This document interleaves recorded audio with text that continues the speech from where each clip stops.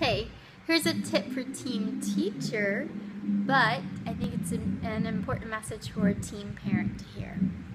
So I'm going to go ahead and say it, and I know I'm going to get a lot of flack for it, but I'm going to say it anyway. Teachers need to give parents permission to relax.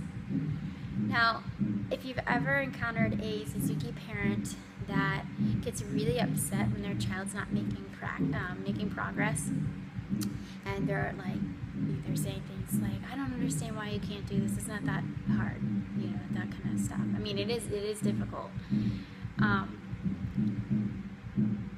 But from our view as teachers, sometimes parents are a little bit rough on their children. And through my 14 years of teaching, I've come to learn that it's not necessarily that the parent has absurd, ridiculously high expectations for their child. It's that the parent doesn't know what the teacher's expectations are. So we have to kind of come together and level with each other a little bit and talk about what our expectations are of the child. And I think you'll find that most teachers feel like your child is doing just fine, and you might be just a little bit hard on them, but it's because you don't know what my expectations are as a teacher. So unless I actually come to the parent and say, look, we can relax a little bit, I think you're doing just fine, then a parent's not going to understand that, and they're going to keep pushing a little bit too hard in some cases. So as teachers, we need to give our parents the permission to relax. And I think they try so hard because they do actually respect us as professionals, as musicians, and as people. And parents do want to please their child's teacher. So that's where they're coming from with their really high expectations. And you know what? I don't think having high expectations is a bad thing.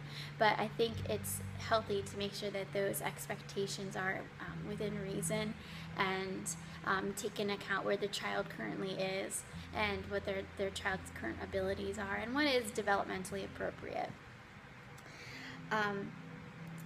When it comes to teaching very young children, and if you don't know about my studio, I start my children anywhere from 2 with general music stuff to 3 on an instrument, between ages 3 and 6, maybe 7.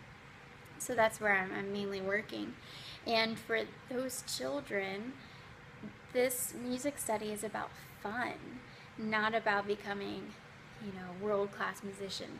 Not that they can't, and not that they don't have the ability to, and not that we should continue to train them for those future goals, because as you know, learning music and getting to that caliber is a lifetime pursuit. I mean, you have, a good 10 years of intense training on your instrument before you even audition for a university if you're starting as a Suzuki student.